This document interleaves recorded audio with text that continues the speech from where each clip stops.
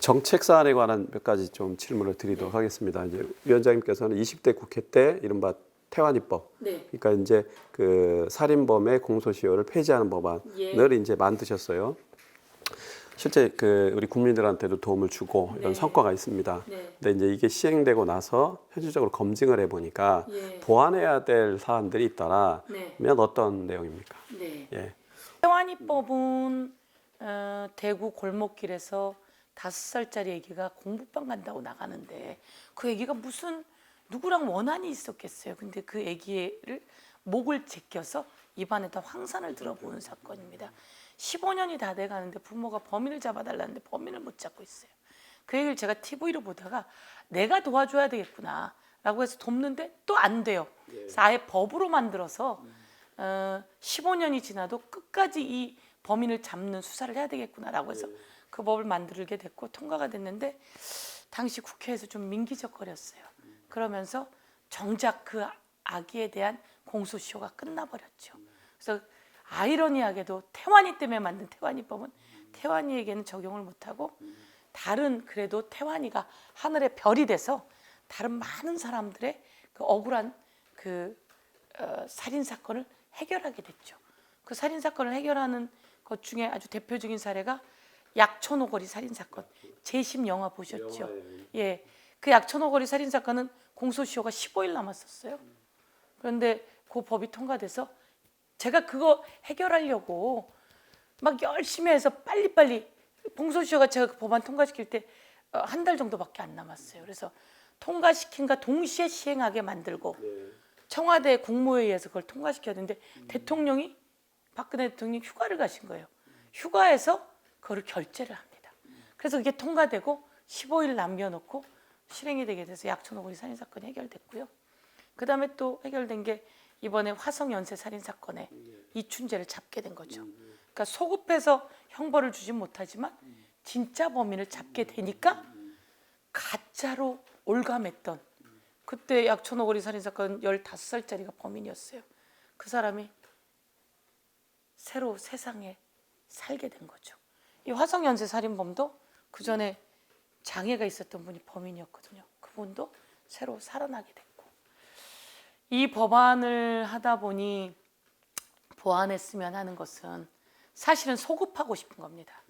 우리가 헌법에 위배된다고 하는데 헌법은 사람의 생명을 존중해야 되는 거지 사람의 생명을 목적을 갖고 살인한 인간들에게 그 소급하는 것이 위헌이다. 이런 건 좀 말이 안 된다고 생각하거든요.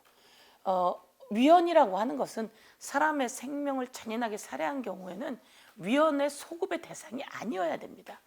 독일 같은 경우에 그 반인륜적 그 살인 행위들은 전부 다 소급했습니다. 저희는 이런 것들을 소급되어야 된다라고 생각하고 이 태완이법에 소급의 내용들이 들어가야지 된다. 미제 그 살인자들에 대한 소급의 내용이 들어가야 된다. 그래서 법률가들은 그렇게 얘기하죠. 잘 몰라서 그러시는데요. 모르긴요. 법은 국민의 생명이 위에 있는 거거든요. 태완이법도 그랬거든요. 잘 몰라서 그러시는데 법적 안정성을 위해서 공소시효는 있어야 돼요. 이렇게 말하는 게 법조인들이거든요. 아니 사람 생명이 그렇게 됐고 DNA도 연구 보존하고 과학적 탐문 수사 기법이 얼마나 많이 만들어졌는데 그 공소시효는 말이 안 돼요. 그래서 저는 공소시효가 없어진 태완이법을 계기로 어떤 미제 살인 사건들이 소급되어야 된다라고 하는 것을 하나 하고 싶고요. 그 태완이법을 만들 때 약간 타협이 있었습니다. 태완이법도 안 된다고 했기 때문에 태완이법이라도 만들어 통과시켜야 되기 때문에 거기에 뭐가 있냐면 유기했다가 아이가 죽었어요. 그럼 이건 유기치사예요. 그러니까 그 법에 해당되는 건 목적을 가지고 살해하겠다고 한 자에 한해서 사실은 공소시효 폐지입니다. 근데 유기했다가 죽었어요. 옛날에 이영호 군 살인 사건이라고 유기 사건이라고 영화 그놈의 목소리에 나오는 사건이 있습니다. 걔를 유기했다가 얘가 죽은 거죠. 이것도 저는 공소시효가 없어져야 된다고 생각하고요. 존속, 비속을 때렸어요. 때렸는데 죽었어요. 그럼 이건 폭행치사예요. 살인범이 아니고 이런 경우에는 공소시효가 해당되지 않습니다. 그래서 이 부분에 대한 공소시효까지 마저 폐지되어야 된다라고 하는 게 저의 의견입니다. 예. 보시는 거죠. 자, 그렇고 이제 지금 행정안전위원회의 주요한 사안 중에 하나인데 이제 검경 수사권 분리가 예. 지금 되게 주요 현안입니다. 예. 근데 이제 그 자치경찰을 이제 추진하면서 이제 경찰법 관련된 내용인데 이게 이제 그 지자체 업무가 너무 이쪽으로 이관되는 거 아니냐라고 하는 우려가 있습니다. 아, 자치경찰들에게 예. 너무 이제 뭐 이런 부분에 대해서 현실적으로 어떻게 판단하고 계십니까? 경찰은 경찰의 업무이지 지자체의 업무를 이관받는 게 아니죠. 그렇죠. 예. 본질적으로. 경찰은 치안을 담당하고 네. 그리고 그 위험한 사건으로부터 대책을 세우고 위험한 사건으로부터 국민을 보호하는 이런 역할들을 해야 되는 것이고요. 그 다음에 지자체에서 각 지역 주민센터라든지 이런 곳에서 해야 될 일은 그 지역 주민센터나 이런 곳에서 해야 되는 건데요. 경찰분들이 그런 고민을 하거든요. 뭐 고양이가 이렇게 하고 문제가 있었어. 그러면 그걸 치우는 걸 저희가 해야 되나 이런 얘기를 하거든요. 그런 거는 아닙니다.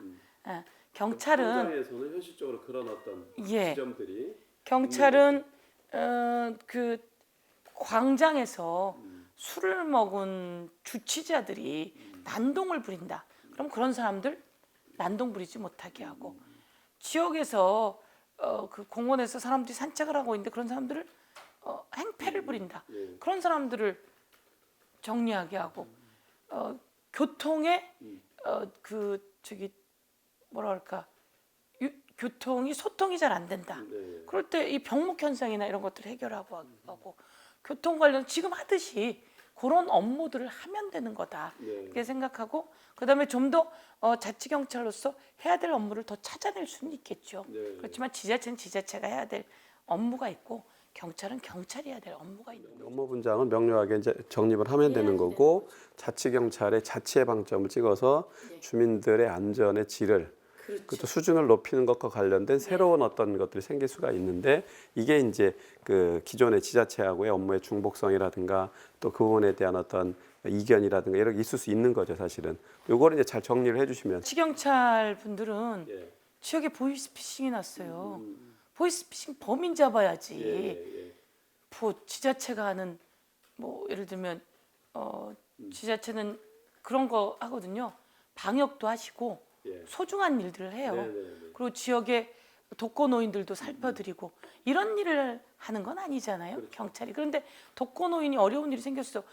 경찰도 살펴볼 수 있는 거잖아요. 그렇지만 그건 지자체 일인데 거기서 경찰이 도움을 줘야 될 일이 있다면 그런 것까지는 할 수 있다고 생각해요. 공조를 해야 예, 그건 공조를 통해서 지역에서 보이스피싱이 있고 가정폭력이 있고 학교폭력이 있고 그리고 사기를 쳤고 그리고 동네에서 조폭 간의 싸움이 있었고 뭐 이러면 이런 일들을 담당하고 정리해야 되는 일이 경찰의 일인데 그건 아니죠.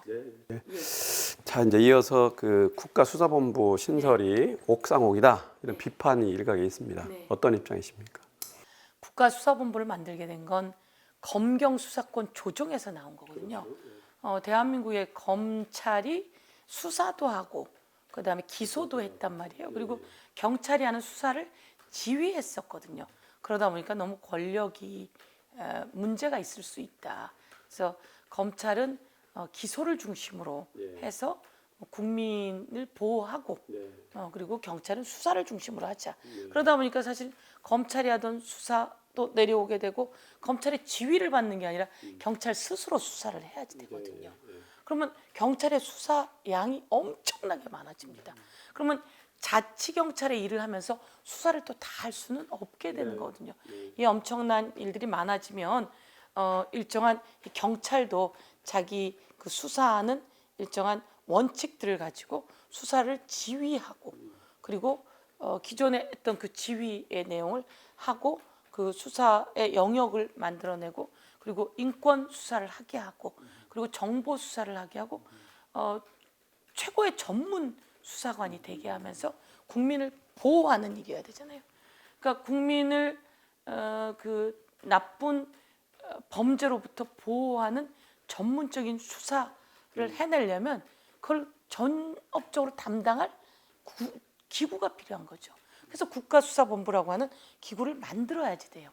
그런데 그걸 만들지 않고 경찰청장이 지휘를 그동안은 또 했단 말이에요.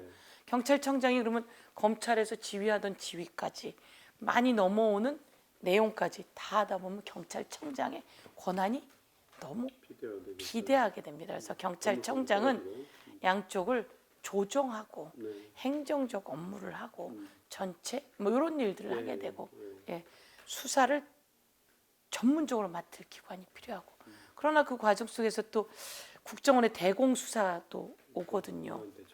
그러니까 그럼 국정원은 뭘 하지? 국정원이 대공과 관련한 조사 이런 건 다 합니다.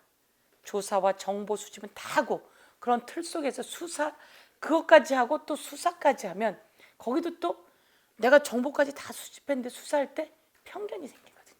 그러니까 수사는 중립적으로 해라라고 해서 경찰에게 넘기는 거니까 국가수사본부 안에 또 대공 안보를 담당할 수사국도 있어야 돼요. 그러려면 이게 옥상옥이라기보다는 전업적인 주요한 기구 그러면서 비대해지지 않게 경찰청장으로부터의 독립 이런 것들이 있어야 된다 이렇게 말씀드리면서 취지를 이렇게 강조하셨고요. 자 그렇고 이제 그 이번 그 정기 국회가 대단히 중대합니다. 근데 행정안전위원회에서는 특별히 역점을 두는 그러니까 이게 참 민생을 위해서 정말 기묘하다. 또 여야 간 이게 어떤 이견이 있다 하더라도 이 부분은 꼭 통과됐으면 좋겠다. 이런 이제 역점 법안이 어떤 게 있을까요?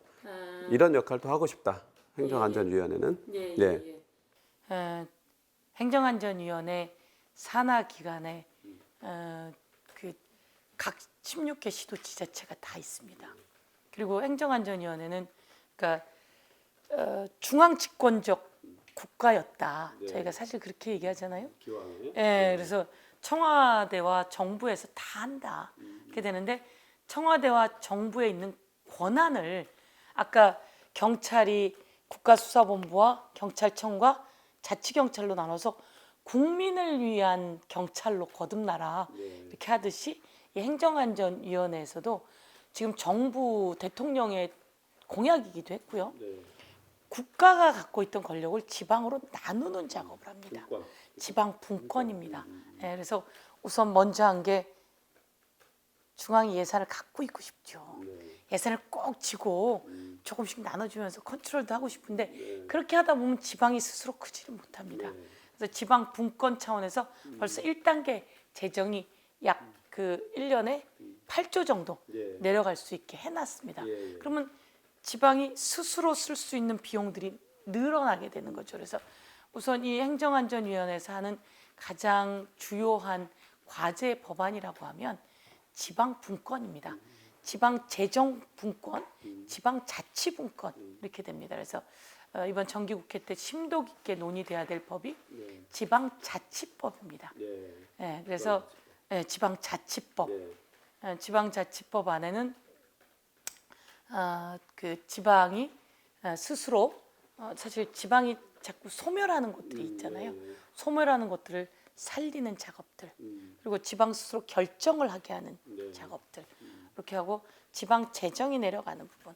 그리고 또 지방에 그 100만이 넘으면 사실 예전 같은 경우에 그 광역시로 이렇게도 하고 그랬는데 100만이 넘는 큰 시가 많습니다. 수원시, 용인시, 고양시, 창원시 이런 데를 좀 특별한 시로 좀 만들어 주십시오. 특례시라고 하는 내용이 좀 들어와 있습니다. 그런데 그러면 그렇게 또 큰 데는 많이 만드는데 작은 데는 그러면 없어지는데 우리는 어떻게 하냐 지방에. 그래서 또 충북도지사님이나 뭐 이런 분들은 소멸하는 도시를 또 특례시로 좀 만들어줘라. 그래서 조금씩 작은 데 지원하고 큰 데는 행정적 분리를 좀 해주고 그리고 또 경기도 같은 경우 되게 크거든요. 그래서 경기도 북도 신설 뭐 그런 법안도 있고요. 그 다음에 이제 가장 주요한 법안으로 아까 저한테 질문하셨던 경찰법이 있습니다. 경찰법을 국가수사본부 그리고 경찰청장은 행정을 중심으로 전체를 관장하지만 일정 중립적으로 해주게 하고 자치경찰을 만드는 경찰법. 이게 좀 큰 법안들인데요. 큰 법안들을 통과시키는 필요가 있고요. 정기국회 때 이제 방망이를 좀 두들겨야 되는 것은 아까 말씀드렸던 국민이 낸 세금을 국민이 다시 쓰실 수 있게 돌려드리면서 경기를 부양시켜내는 것으로 지역사랑 상품권 그 예산을 좀 통과시켜야 되고요. 도시에 나와서 성공을 한 많은 사람이 있습니다. 이런 사람들이 자기 지방, 자기 고향에 기부를 할 수 있게 고향사랑 기부금법이 제정법인데요. 기부를 하면 여러 가지 인센티브를 주고 요러는 법안을 또한 마련했는데 그것은 저희가 벌써 행안위는 통과시켰고요. 법사위에 올라가 있습니다.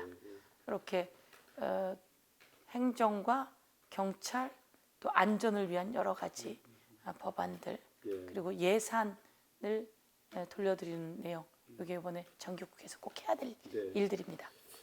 꼭 목표하신 그 법안이 통과될 수 있도록 그 소망하는 법안이 통과될 수 있도록 성과를 내시기를 국민의 입장에서 응원하고요.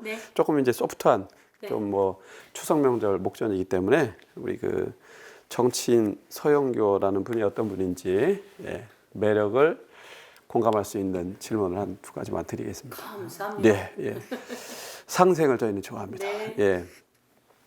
그 뭐 이런 거 있지 않습니까? 내가 왜 정치를 하게 됐나? 서영교가 생각하는 정치, 서영교 표 정치는 이런 내용입니다. 라고 이제 좀 국민들에게 그 속에 혹시 내가 이제 롤 모델로 생각하는 분이 있다면 어떤 분이 있는지 한번 소개 좀 해주시죠. 저는 현재 살고 있는 중랑구에서 50년째 살고 있거든요. 근데 어릴 때 용마산이 있어서 좋았고 중랑천은 냄새가 나는 곳이었고 중랑천 주변에는 그 판자촌들이 쫙 있었고 비가 오면 그 물이 빠지지 않아서 수초로포를 타고 그 길을 건너기도 하고 막 이러는 그러니까 아름다우면서도 가난과 불편함이 혼재되어 있는 곳이었어요. 서민의 애환이 있는 곳이죠. 초등학교를 그래서 동네에서 그냥 동네 애들이랑 골목에서 노는 재미로 살았던 것 같아요. 그렇게 살고 중학교 때부터는 약간 도도한 여중생, 여고생을 거쳤겠죠. 그리고 아까 말씀하셨듯이 고등학교 총학생회장을 하고 대학교에 가서 총학생회장을 하고 대학교에 가서 새로운 세상을 본 거죠. 중랑구 면목동에서 정말 서민으로 지내다가 대학교를 갔더니 철학을 공부하고 광주에 그 대통령이 광주 국민을 총으로 쏘는 작업을 허락을 했다 그러고 그러니까 그냥 평범한 서민으로 살던 세상에서 너무 큰 걸 보고 충격을 많이 받게 됐어요. 그런 과정 속에서 또한 그 지식인의 그 향연이 있는 곳이라고 해서 저는 정외과였는데 많은 책들을 읽었습니다. 대학 가서 많은 책들을 읽고 토론을 하고 이러다 이제 치안본부에서 물고문도 당하고 감옥도 갔다 오고 감옥에 유관순 열사가 갇혔던 징벌방도 전 갔다 왔어요. 그러니까 사실은 기자가 되고 싶어서 대학을 가고 아니면 외교관이 되고 싶어서 정외과를 갔는데 그 삶이 어긋나게 된 거죠. 근데 내가 해야 될 더 소중한 일들을 대학에서 배웠던 겁니다. 그래서 사실은 직업을 갖지 않고 다시 지역으로 돌아와서 제가 지역에서 무료 도서 대여실 내가 대학에서 읽었던 책 그리고 많은 걸 배웠던 세상에 관한 이야기 이거를 내가 우리 지역에 있는 애들한테도 내가 했던 걸 전달해야 되겠다라고 생각을 했어요. 그래서 무료 도서 대여실을 만들어서 사람들에게 책을 읽히는 작업을 약 10년 정도 했습니다. 그래서 푸른 소나무 무료 도서 대여실의 대표를 제가 10년 했고요. 그러면서 나는 대학에 가서 많은 걸 보고 배웠는데 우리 어머님을 비롯해서 많은 어른들은 그런 세월을 경험하지 못했다. 그래서 이 어머님들한테 공부를 가르쳐 드려야 되겠다 이렇게 생각을 했어요. 그래서 무학 이제 그때는 이름을 무학자 주부대학이라고 처음에 붙였다가 안 돼. 요 이름 빼. 엄마들도 대학을 다녀야 돼. 나처럼. 이화여대 가서 너무 많은 걸 배웠습니다.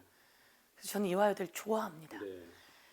이화여대처럼 주부대학 이렇게 만들었어요. 상록 주부대학. 그래서 많은 선생님들과 같이 했는데 그걸 또 한 10년 했습니다. 봉사를 많이 하셨네요. 예, 그래서 그 주부대학을 배출한 졸업생이 1000명 정도 되고요.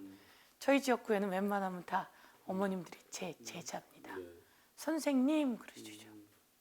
그래서 그리고 그 무료 도서 대여실에서 책을 읽으러 온 가구 수는 5천 가구 정도 됩니다.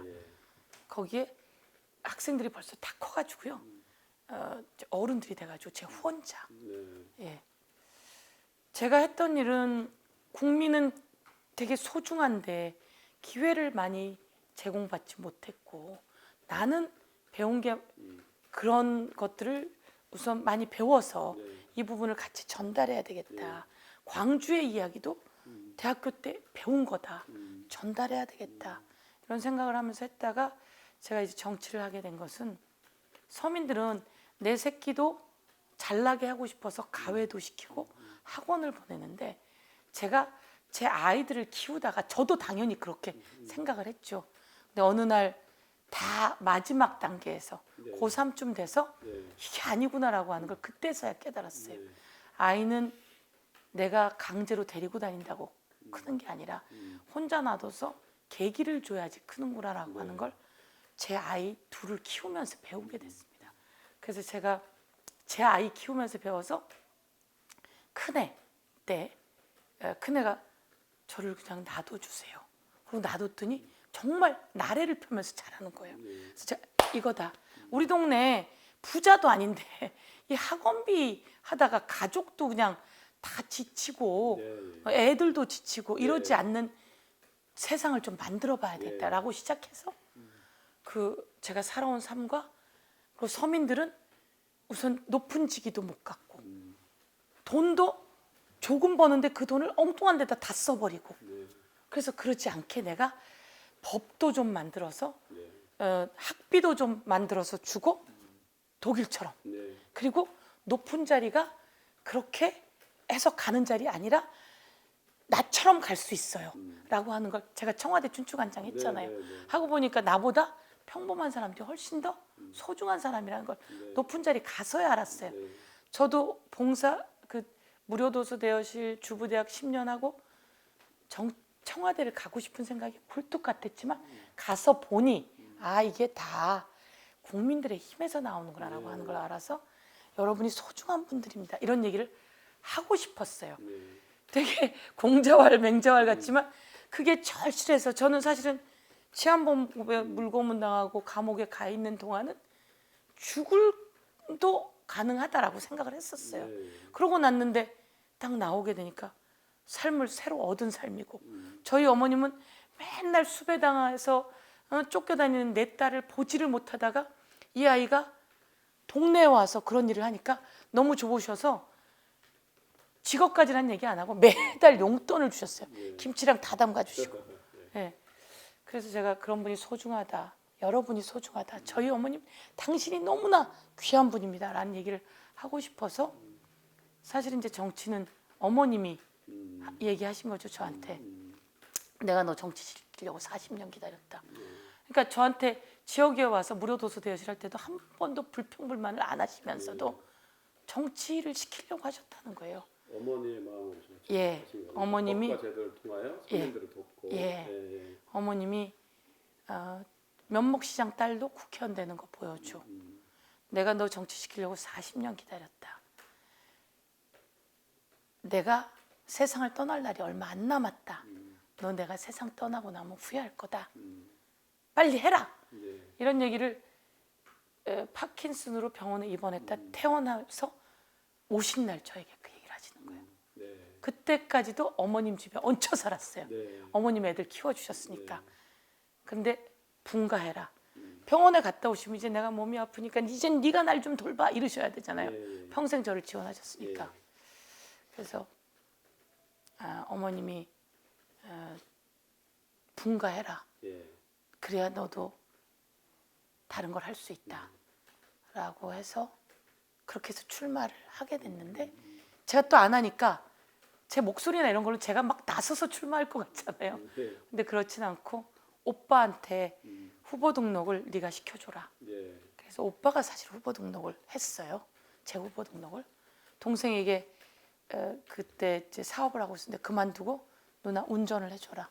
네가 누나 당선시킬 때까지 운전하고 누나를 도와줘라.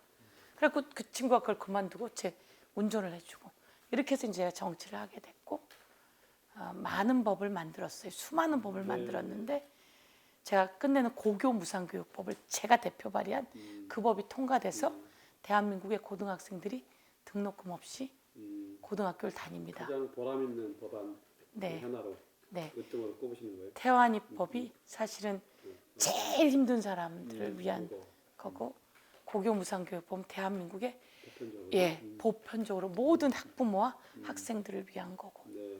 그다음에 제가 했던 법안 중에 잘한 법안이 대한민국의 이자가 천정부지예요. 네. 이자는 25% 이상을 받으면 안 된다. 이자 제한법. 옛날에 돈 빌려서 사채업자한테 도망가다 죽고 이런 일이 너무 많았어요.